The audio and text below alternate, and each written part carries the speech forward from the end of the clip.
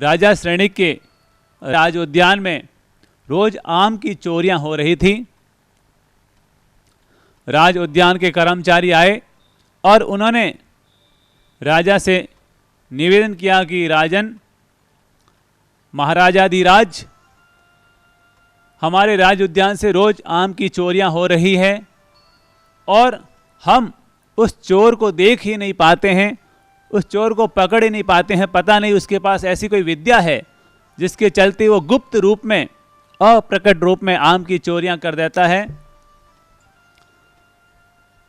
अतः हमें आप बताएं कि हम क्या करें कि हम उस चोर को पकड़ के आपके सामने पेश करें। राजा ने कहा, ठीक है, मैं आज मंत्रिमंडल में इस बात की चर्चा करूंगा। और कहते हैं जब राज दरबार लगा, सबके सामने राजा ने ये समस्या रखी और उसका उत्तरदायित्व महामंत्री अभय कुमार को सौंपा गया। अभय कुमार बुद्धि के निदान थे, सात्विक बुद्धि के धनी, सम्यक बुद्धि के धनी, सद्बुद्धि के धनी।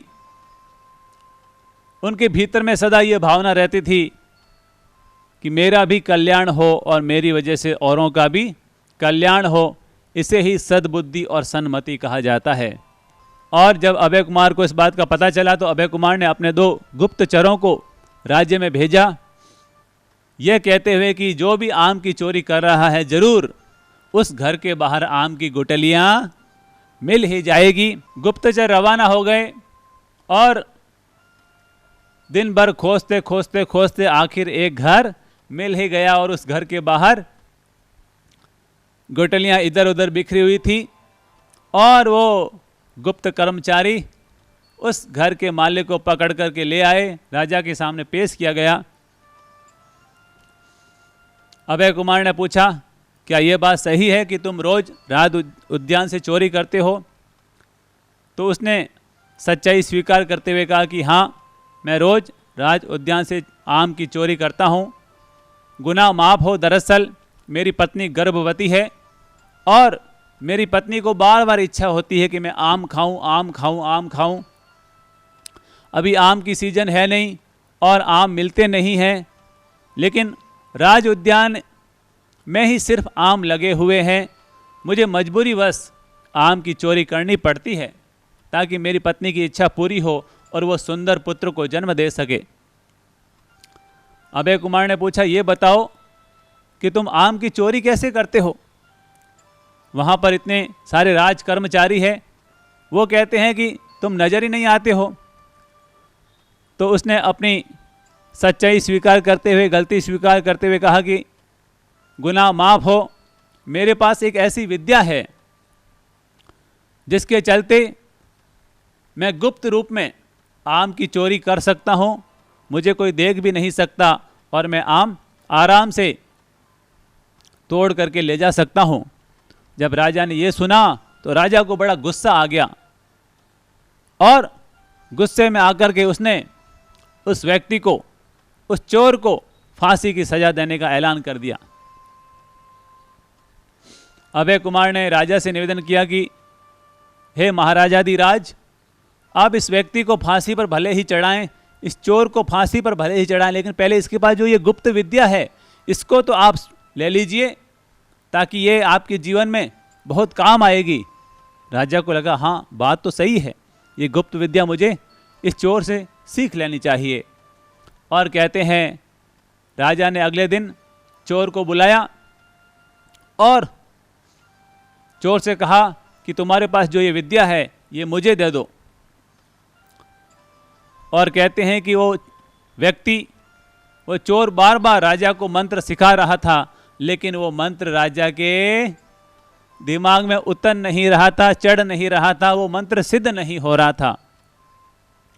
काफ़ी समय तक ऐसा चलता रहा और मंत्र सिद्ध नहीं हुआ तो राजा परेशान हो गया और उसने अभय कुमार को बुलाया। महामंत्री अभय कुमार आए, उन्होंने सारी परिस्थिति को देखा तो राजा से निवेदन किया कि हे महाराजाधिराज, आप मंत्र विद्या लेना चाहते हैं, लेकिन आप तो सिंहासन पर बैठ गए और इस चोर को आपने नीचे बिठा दिया। जब हम किसी से भी विद्या ग्रहण करते हैं तो हमें नीचे बैठना चाहिए और सामने वाले को ऊंचे आसन पर बिठाना चाहिए। राजा को लगा कि हाँ बात तो सही है, राजा को अपनी गलती का एहसास हुआ, तो राजा तो नीचे बैठ गए और उस चोर को, उस व्यक्ति को अपने सिंहासन पर बिठा दिया। और जैसे ही चोर ने मंत्र सिखाया कि वो राजा के मंत्र सिद्ध हो गया। जैसे ही मंत्र सिद्ध हुआ कि राजा ने कहा जाओ इस चोर को फांसी पर लटका दो। जैसे ही अभय कुमार ने ये सुना तो अभय कुमार ने निवेदन किया कि हे महाराजाधिराज, अरे जिस व्यक्ति से आपने विद्या सीखी, जिस व्यक्ति से आपने ज्ञान सीखा, जिस व्यक्ति से आपने मंत्र को सिद्ध किया, आप उसे फांसी की सजा दे रहे हैं। अरे तनिक सोचिए, अब ये चोर नहीं है, अब ये सामान्य व्यक्ति नहीं है, अब ये आपका गुरु है, क्योंकि आपने इनसे ज्ञान प्राप्त किया है, मंत्र प्राप्त किया है। अरे भला अपने गुरु को कैसे फांसी दी जा सकती है। राजा को लगा अरे बात तो बिल्कुल सही है। उसने अभय कुमार को अपने पास में बुलाया, पीठ थपथपाई, धन्यवाद दिया कि अच्छा हुआ तुमने मेरी आंखें खोल दी। और कहते हैं कि उस चोर को, उस व्यक्ति को माफ कर दिया गया और वो व्यक्ति अभय कुमार के चरणों में झुका और उन्हें कहा कि आज आपकी कृपा से मेरी जान बच गई। इसे कहते हैं सद्बुद्धि का कमाल। राजा को विद्या भी सिद्ध हो गई और चोर को भी फांसी से मुक्ति मिल गई। हमारे मारवाड़ी में कहावत है कि सांप भी मर जाए और लाठी भी न टूटे। जब हमारे पास ऐसी सद्बुद्धि होती है, सद्ज्ञान होता है, सद्विवेक होता है, तभी हम अपने जीवन में ऐसा कमाल और चमत्कार कर पाते हैं।